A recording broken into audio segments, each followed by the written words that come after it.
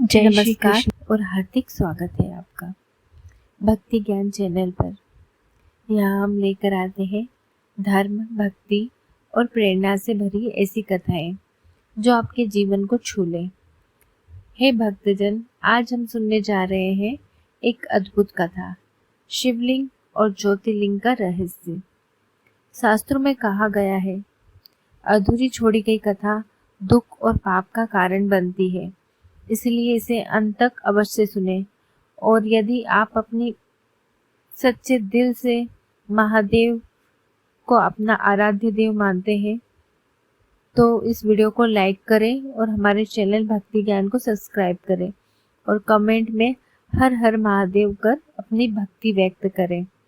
तो आइए बिना विलंब के कथा आरंभ करते हैं। कैलाश पर्वत का हिमच्छादित चोटियों पर सुनहरी किरणें बिखरी हुई थी। प्रभात की शीतल हवा में गंगा माता की कलकल ध्वनि गूंज रही थी।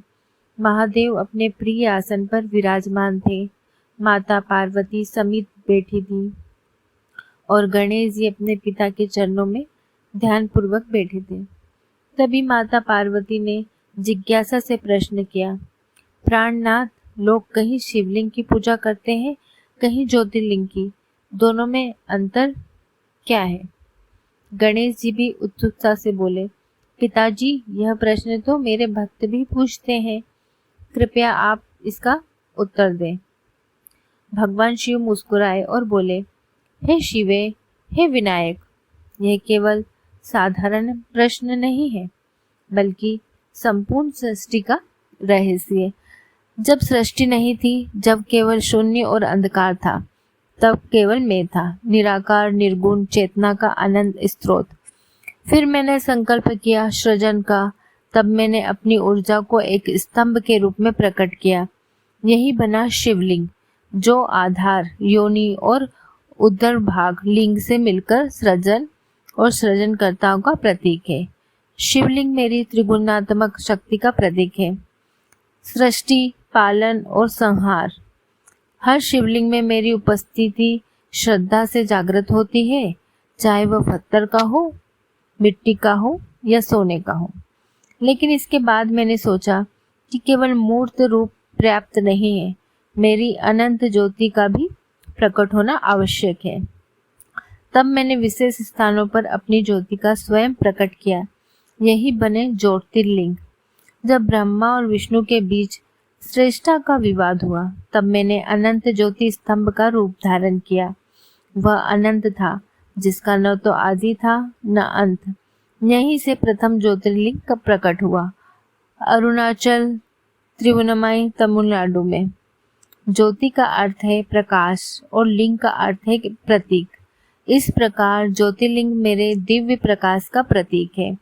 जहाँ शिवलिंग भक्त की स्थापना और श्रद्धा से जीवंत होता है, वहीं ज्योतिर्लिंग स्वयंभू होता है, इसे कोई स्थापित नहीं कर सकता। भगवान शिव ने माता पार्वती और गणेश जी को 12 ज्योतिर्लिंग के रहस्य बताए।